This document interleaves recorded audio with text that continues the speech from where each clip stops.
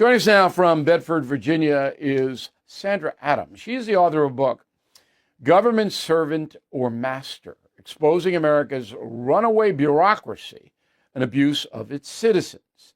Okay, that book just came out, brand new book, and if you're really interested in this, you need to get it. Now, Ms. Adams has a very interesting background. She is a nurse for 30 years, but then went into government and worked for Congressman Bob Good of Virginia as a district director. So she's in there, I think, 4 years, Ms. Adams. Is that correct? Did you work for? Yeah. Okay. Yes, sir.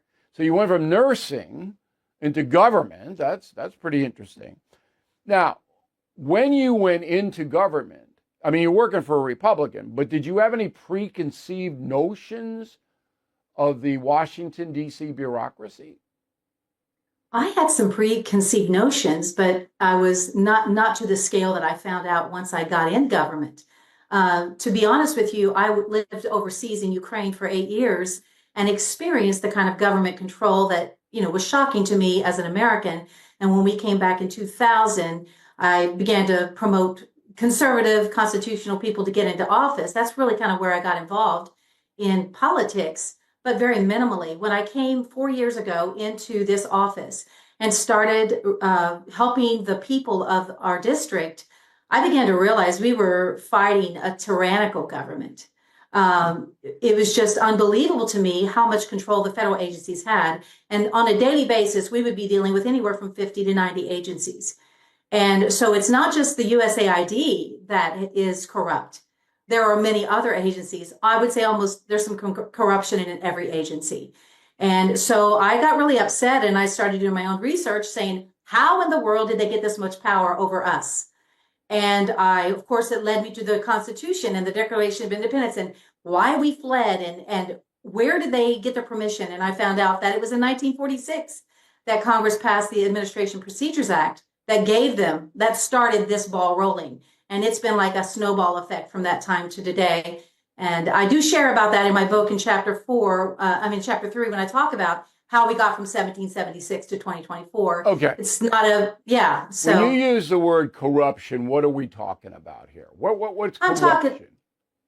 Corruption is, for example, I'll give you an example. There was a gentleman, one of my first cases, he received a letter from the Department of Labor that told him that he owed $48,000 and he had 30 days to pay it.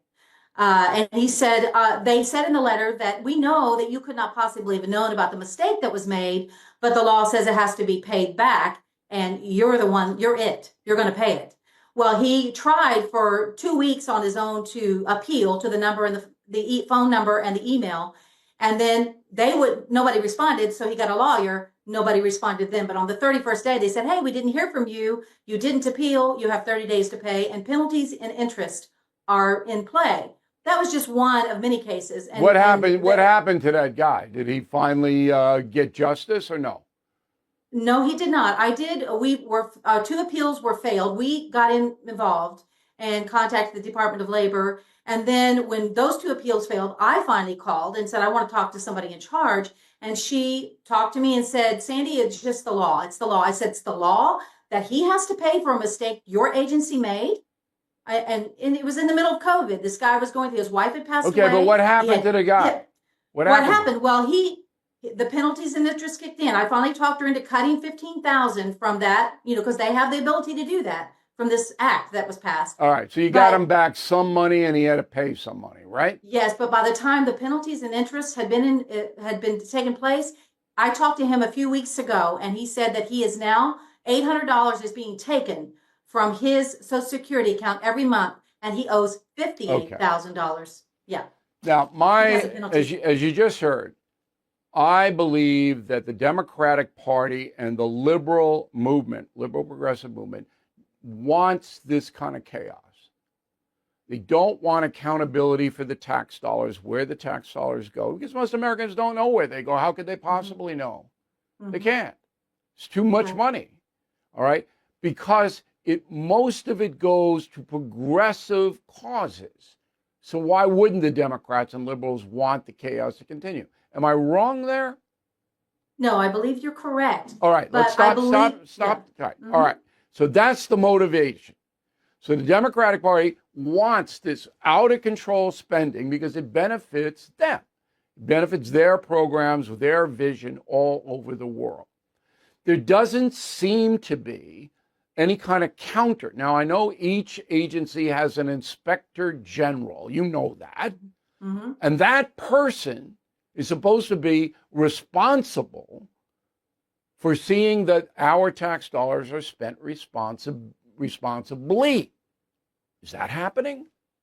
No, it is not happening. And unfortunately, even the Republicans, while we have a lot of good, members of Congress that are Republican, and even Democrats, probably there are a few, but they are not holding any of these agencies accountable. And the agencies are so vast now. When I did my research, I found 473 plus all of their subcommittees, their sub-agencies, and their boards.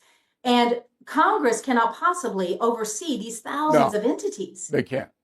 So the departments have gotten so crazy that nobody knows where the money's going, and a few bureaucrats in positions of power inside those agencies just funnel it out.